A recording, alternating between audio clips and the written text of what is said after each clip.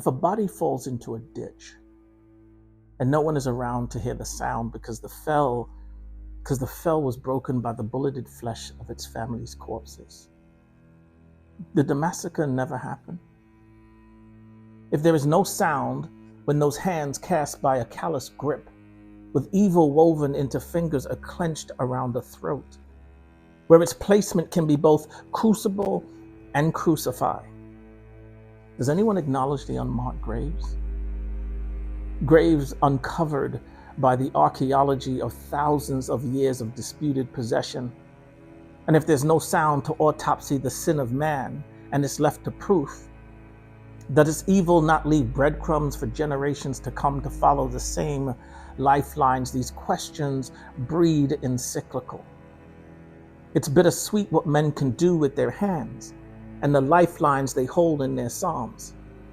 These same hands that spell "I love you" across their babies' foreheads, those same hands will undo the men, will use touch to whisper lies and steal birthrights.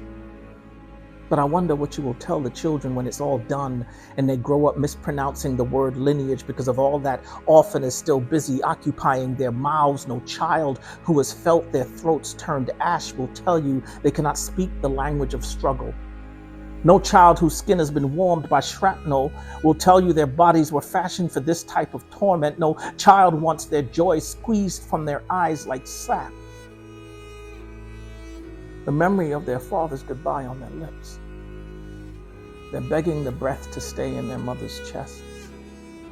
But they have still, and still we see them playing amongst the rubble, the taste of death in their mouths.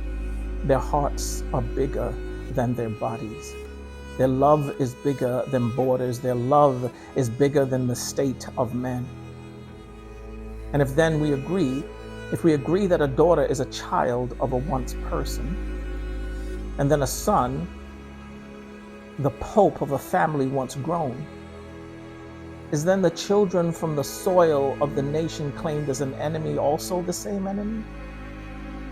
I mean, if so, is then their humanity not abandoned in an orphanage of their ancestors' lost quarrels?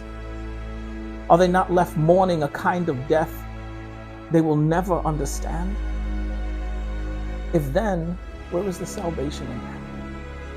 How does Jerusalem, pulled at by both arms, still hold on to God? Help me reconcile all of this destruction, because in 1,000 years, we will be dust. A small particle in the history of you and us and them. What you will teach them about what you've seen and done will only be the almost whole of them. The almost whole of them. And will be a body in gibbous moon, will be a prairie of skin open for repossession and construction in 1,000 years. Within the shape of denial, you will have made a promise to yourselves on the spine of an unpublished holy book to tell how their children were drawn out of the ambiguity of verse, and how in the exquisite virtue of your great holy, you were gracious enough to remember them as merely beautiful as a slight of glory, as a byproduct of conquest and territory. And in 1,000 years, they will be an erasure poem where the only black left visible is a fragmented history with a redacted truth that will be gently laid into your children as religion, and afterwards the bend becomes the break. And the heart wants to beat again to the sound of a mother's laugh, of an uncle's smile through grit teeth. But there will be nothing except a haunting melody that denies sound. And in a melancholy sea of silent screams, they will still have to play amongst the rubble with the taste of death in their mouths. 1,000 years later, will these children of quarrel have to remember that most of what is taken is done so by the hands of men? Will they still have to muffle the deafening silence of a repurposed Holocaust with the sound of mortar shells after 1,000 years later? With their hearts bigger than their bodies, their love bigger than borders, their love bigger than the state of men, will they still have to suffer an Armageddon they never, ever asked for? Help me understand. Where is the salvation in that? Where is the holy in that?